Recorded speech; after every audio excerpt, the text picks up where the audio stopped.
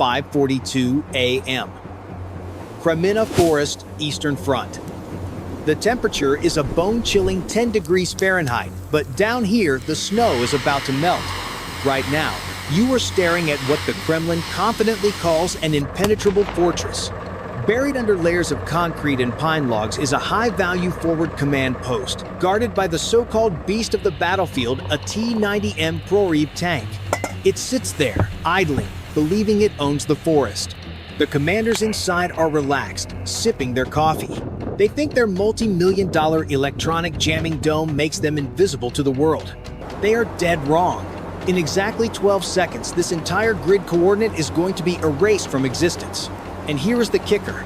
It won't be done by a massive NATO missile. Watch closely. 3, 2, 1, impact. That massive fireball wasn't just an explosion, it was an eviction notice. That was $10 million of Russian hardware turning into scrap metal in the blink of an eye. If you think this was just blind luck, you are missing the bigger picture. This was a calculated, mathematical execution. Stay focused, because the technology that just humiliated this unit is cheaper than your monthly car payment, and it just made electronic warfare obsolete. To understand the sheer magnitude of this victory, you have to respect the monster guarding the gate. This wasn't some ragtag militia checkpoint. This was a fortress of solitude built on Soviet paranoia and modern technology. Anchoring the perimeter is the dreaded S-400 Triumph, a system so advanced it makes even the Pentagon take notes. It sweeps the sky with a radar that can theoretically see a bird sneeze at 200 miles. But the real danger is what you cannot see. The Krasuka 4 electronic warfare station is humming in the background, projecting an invisible dome of radio silence. It blocks GPS, severs control links, and turns the airspace into a graveyard for standard drones. And for anything foolish enough to fly low, the Panzer S-1 is waiting, its twin 30mm cannons ready to spit 3,000 rounds per minute. It is a terrifying, integrated kill box designed to ensure absolutely nothing gets in or out. Most commanders would look at this setup, do the math, and immediately call off the attack. But here is the secret that separates the amateurs from the pros. The more technology you pack into 1 square mile, the blinder you become to the simplest threat of all. Let's talk numbers, because modern war is really just the world's most expensive Burning Man festival. That T-90M Proryev tank idling in the snow, that is $4.5 million of Russian tax revenue wrapped in explosive reactive armor. The Krasuka 4 jamming system humming next to it adds another $5 million to the tab. And when you factor in the supporting S-400 battery elements covering this sector, we are staring at a defensive grid worth upwards of $500 million. This is not just a military outpost, it is a parking lot for $500 million of high-tech assets. The Kremlin parked a literal fortune in these woods, banking on the idea that their wallet was thick enough to buy immunity. It is the classic arrogance of a Goliath, believing that if you throw enough rubles at the problem disappears. But here's the twist that makes this specific mission a masterpiece. While Russia was busy signing checks for heavy metal, Ukrainian engineers were browsing an electronics store.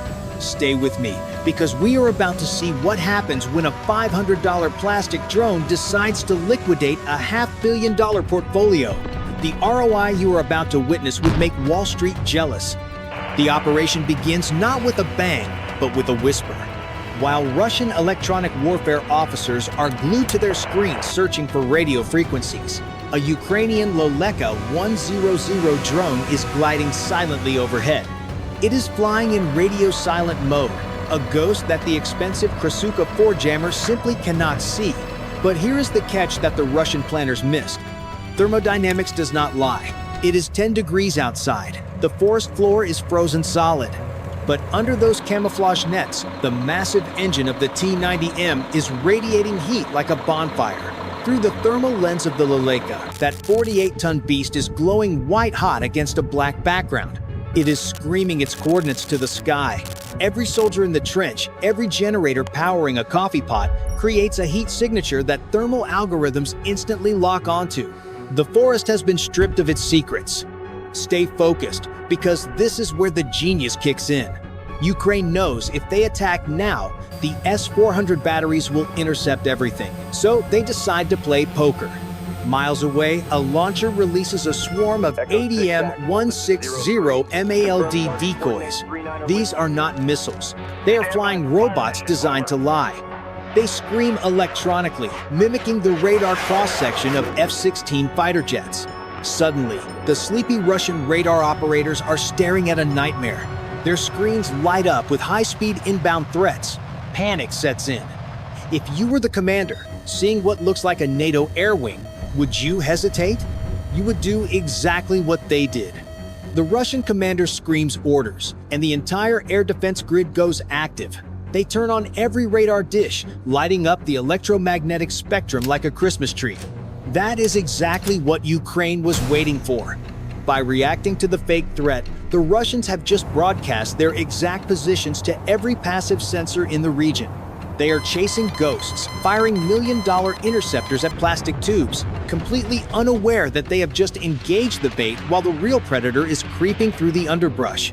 The trap is set, and the enemy is looking up at the sky, terrified of a phantom, while the real danger is buzzing through the trees. Down in the command bunker, the mood shifts instantly from panic to euphoria. The radar screens are finally clear. The terrifying blips representing the F-16 seconds have vanished. The Russian operators are cheering, high-fiving, and slapping each other on the back, convinced they just repelled a major NATO-style aerial assault. To them, the silence on the radio is the sound of absolute victory. You can almost smell the cheap tobacco smoke and the celebratory vodka filling the air as they step outside the concrete perimeter to watch the burning debris fall in the distance. They are likely pulling out their phones to film the fires, dreaming of medals and commendations from Moscow. It is a scene of utter, blinding arrogance. They believe their S-400 Triumph is the ultimate shield, capable of swatting flies from the sky.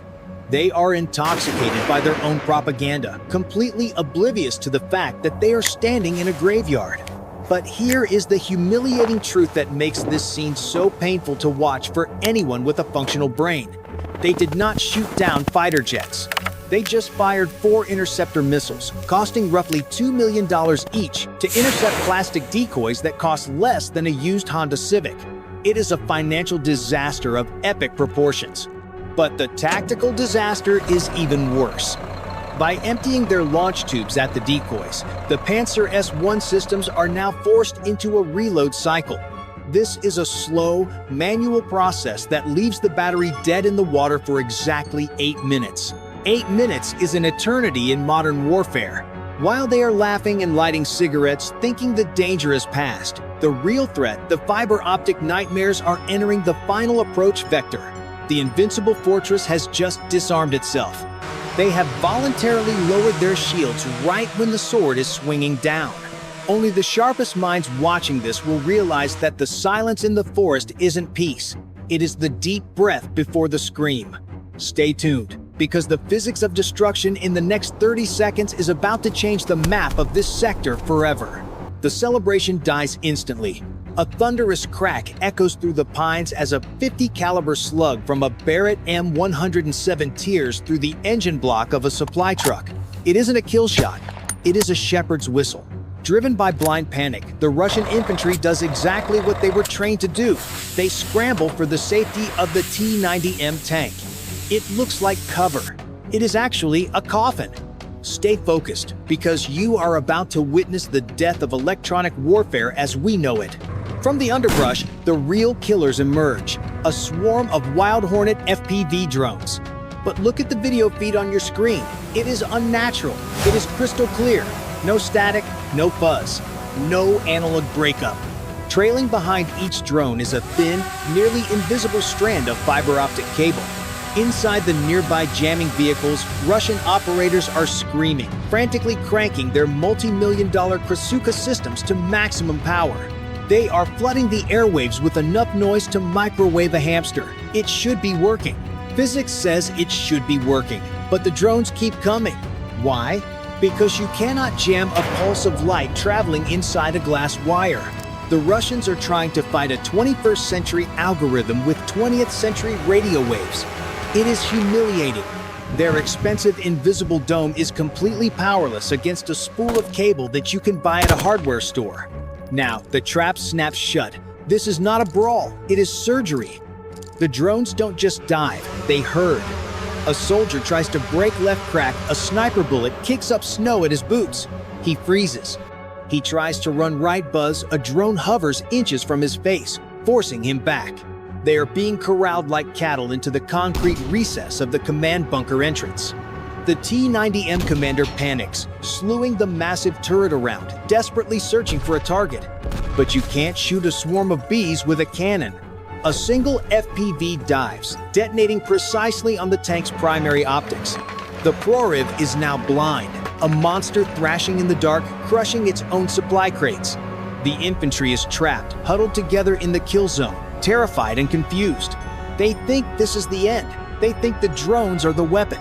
But here is the lethal error. The drones are just the laser pointer. The cat is falling from the stratosphere. Time to impact. 10 seconds. The MiG-29 has already signed the death warrant. The JDAM-ER is whistling its final tune, slicing through the canopy aimed precisely at the coordinates the drones have so kindly verified. Gravity takes the wheel.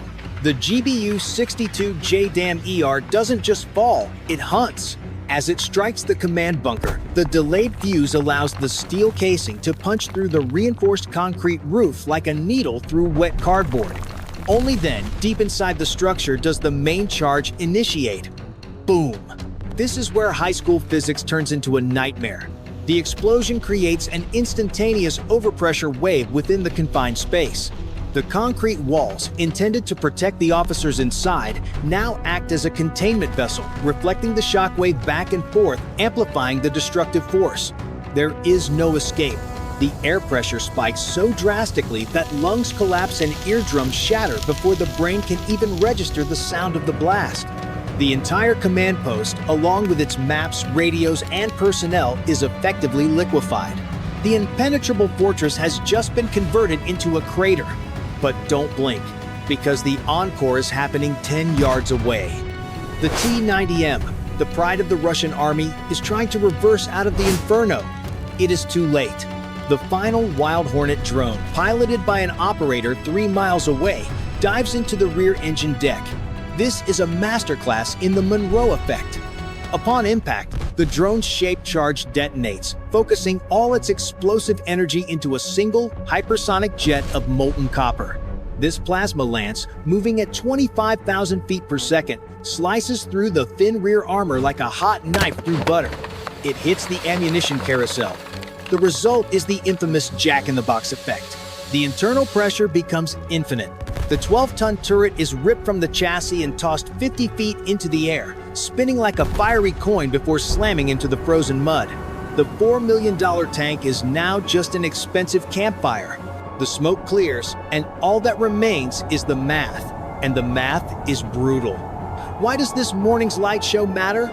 Because it proves that the Russian doctrine of bigger is better is dead. Let's run the receipt on this transaction.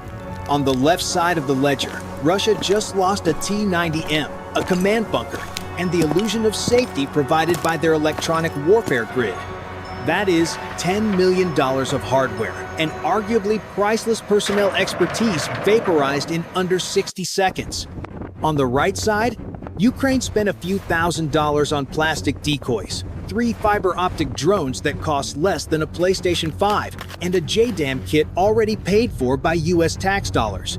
That is an ROI of nearly 0%. There isn't a hedge fund on Wall Street that can compete with those returns. But the real loss for Moscow isn't the money, it is the concept. They spent decades and billions of rubles building the world's most feared electronic jamming network. They thought they could turn off the sky. Today, Ukraine proved that you can bypass a $1 billion jammer with a spool of fiber optic cable worth $20. It is the ultimate asymmetrical checkmate. The Russians brought a supercomputer to a knife fight, and they got stabbed. This morning, every Russian operator sitting in an EW truck realizes they are no longer hunters. They are targets. Their screens say safe, but the wire is already unspooling through the trees. So, here is the question that should keep the generals in the Kremlin awake tonight, and I want to hear your take on it. Do you think this fiber optic revolution is the final nail in the coffin for Russian electronic warfare? Or is it just a temporary gimmick until Moscow finds a way to cut the cord?